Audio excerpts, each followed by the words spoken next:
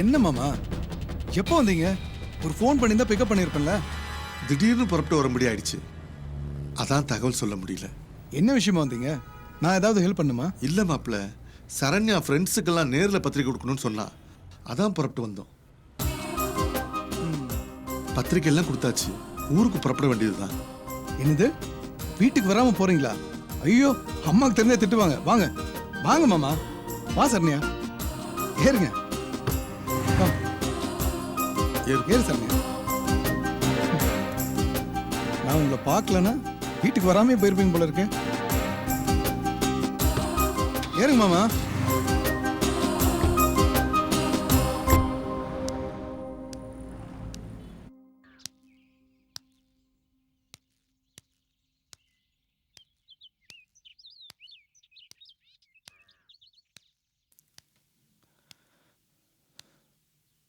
ஆர்த்தி,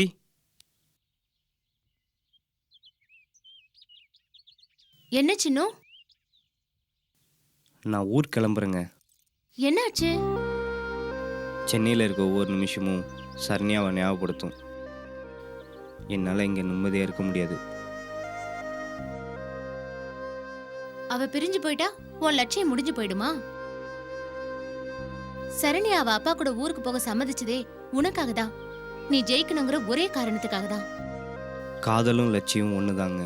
காதல் போனால் லட்சியம் போயிடும், லட்சியம் போனால் காதல் போயிடும். தங்குறதுக்கு இடம் கொடுத்ததுக்கும், பிரச்சனைன்னு வந்தப்போ தைரியமும் ஆறுதலும் சொன்னதுக்கும் ரொம்ப நன்றிங்க.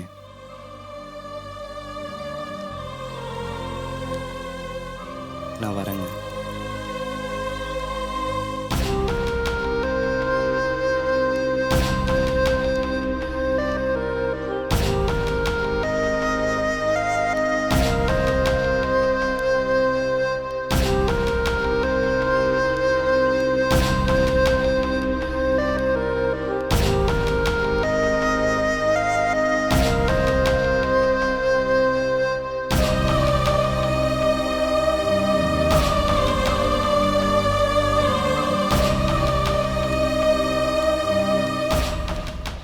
இந்த வீட்ல பொண்ணு யாரு மாப்பிள்ளை யாருன்னே தெரியல.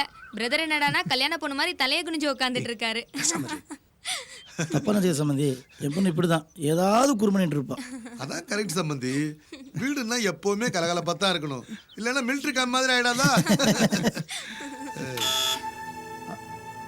உள்ள வாப்பா. கமன்.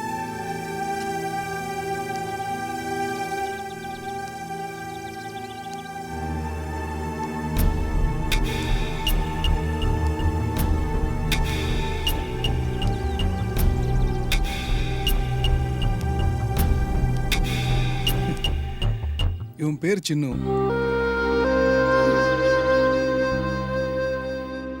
நல்ல சிங்கர். இவன் பாடுனா கேட்கறதுக்கு அவ்வளோ இனிமையா இருக்கும். என்ன சின்னு, பேக் எடுத்துட்டு எங்க கிளம்பிட்ட? இன்னும் பார்ட் டைம் ஜாப் விடலையா? சார், ஊருக்கு போகலான்னு முடிவு பண்ணியிருக்கேன். நாளைக்கு ரெக்கார்டிங்கை கேன்சல் பண்ணிடுங்க சார். நீ வேணா ரெக்கார்டிங் வைக்கிறதுக்கும் வேண்டாம் கேன்சல் பண்றதுக்கும் இது ஒன்றும் விளையாட்டு விஷயம் கிடையாது. என்ன சின்னு, என்ன ஆச்சு? இது பாரு, இது ஃபியூச்சர்ப்பா. சும்மா ஈஸியா தூக்கி போட்டு போறேன்ற. ஒவ்வொருத்தன் வாய்ப்பு கிடைக்க நான் ஏன் அலையறான்? உனக்கு ஒரு சான்ஸ் கிடைச்சிருக்கு. உன் வாய்ஸ் மட்டும் ரீச் ஆயிடுச்சுன்னா அப்புறம் நீ எங்கேயோ போயிடுவ. உன் வாழ்க்கையே மாறிடும். நீங்கள் சொல்கிறது எல்லாமே கரெக்ட் சார். ஜெயிச்சா சந்தோஷப்படுறதுக்கு எனக்குன்னு யார் இருக்கா? நான் இருக்கேன் சின்னு. சின்ன சின்னு, குழந்தை மாதிரி பேசிட்டு இருக்க. ப்ரொஃபஷனல் லைஃப் வேற, பர்சனல் லைஃப் வேற. ரெண்டையும் போட்டு குழப்பிட்டு இருக்காது. அது வேற, இது வேற. நீங்கள் பெரிய பெரிய படிப்பெல்லாம் படிச்சிருக்கீங்க. உங்களை மாதிரி என்னால் மனசு வேற புத்தி வேறன்னு பிரித்து பார்க்க தெரியாது சார். என்ன மாதிரி ஜென்மமெல்லாம் பாசத்துக்கும் அன்புக்கும் ஏங்குற சாதாரண மனுஷங்க தானே சார். தப்பாக நினச்சிக்காதீங்க சார். மனசில் பட்டது சொன்னேன். நீங்கள் செஞ்ச எல்லா உதவிக்கும் ரொம்ப நன்றி சார். வரேன் சார்.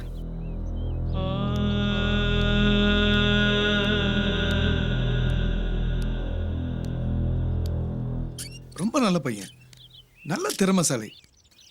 ஏதோ பர்சனல் லைஃப்ல பாதிக்கப்பட்டிருக்கான் போல இருக்கு.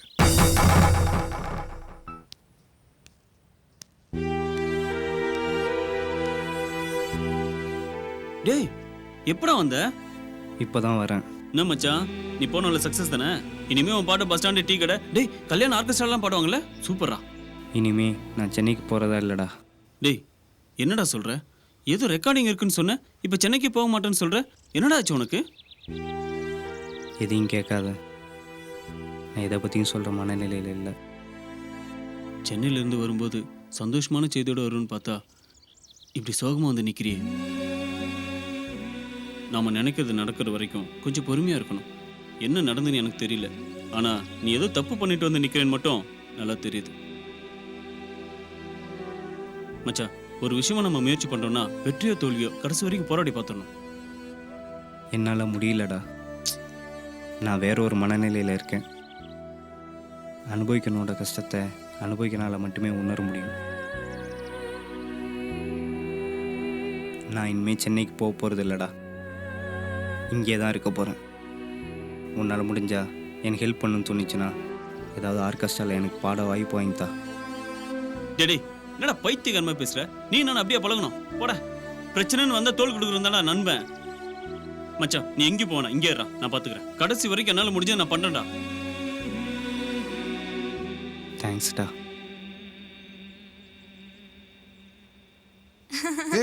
ஐ கருப்பு முடி அங்கிள். வயசாயிடுச்சு இல்லம்மா. அப்பா கூப்பிட்டாரு அங்கிள். போம்மா வரேன். அங்கிள் என்னம்மா? ஏன் அங்கிள் டென்ஷனா இருக்கீங்க? என் அண்ணனை பிடிக்கலையா? உங்க அண்ணனை விட ஒரு நல்ல மாப்பிள்ளை என் மகளுக்கு கிடைப்பாரா?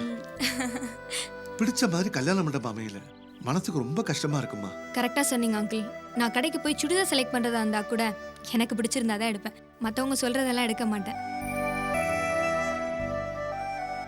அண்ணனை கூட எவ்வளவோ பொண்ணுங்களை பார்த்தோம், கட்டிக்க மாட்டேன்னு சொல்லிட்டான்.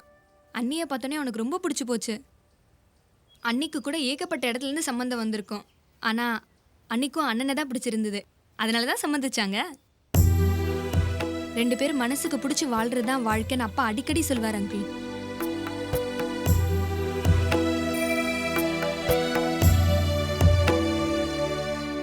சம்பந்தி அருணனை ஸ்டேஷன் வரைக்கும் கூட்டிட்டு போங்களேன். ஓ, இரு இரு, என்ன அவசரம்? பேசிட்டு தானே இருக்காங்க. பாருங்கப்பா. விடுமா, அண்ணன் தானே. அண்ணி, எங்க அண்ணனுக்கு உங்களை ரொம்ப பிடிக்கும். நீங்கன்னா உயிர். எப்ப பாரு லேப்டாப்ல உங்க போட்டோ தான் பார்த்துட்டு இருப்பான். இல்லனா என் மருமக தேவதை மாதிரி இருக்காளே, அப்புறம் எப்படி என் புள்ள பார்க்காம இருப்பான்? வர சம்பந்தி. போயிட்டு வாங்க சம்பந்தி. நல்லா இருக்கணும்.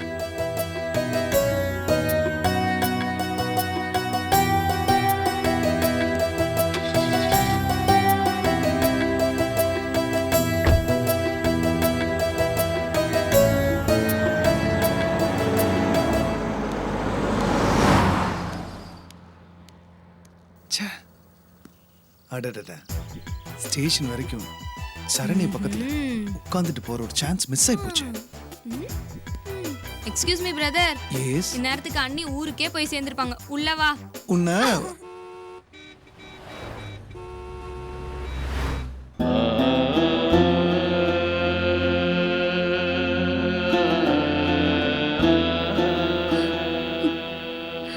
நான் எந்த தப்பும் பண்ணலமா.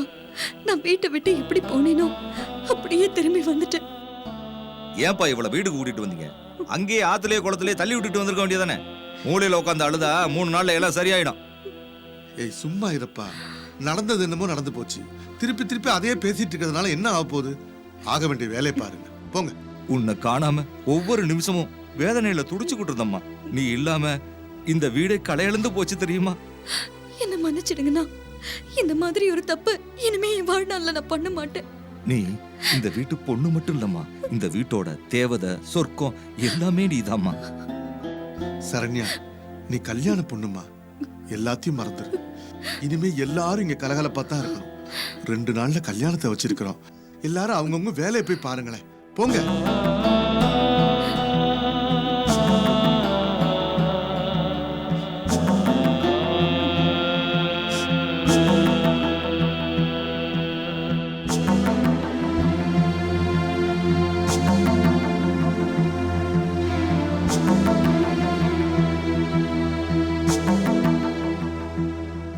எனக்கு தெரியும்டா நீ எதையும் மறக்கலன்னு. உன் மனசில் ஏற்பட்ட காயம் இன்னும் அப்படியே தான்டா இருக்கு. என்ன செய்யறது, நானும் மனுஷன் தானே.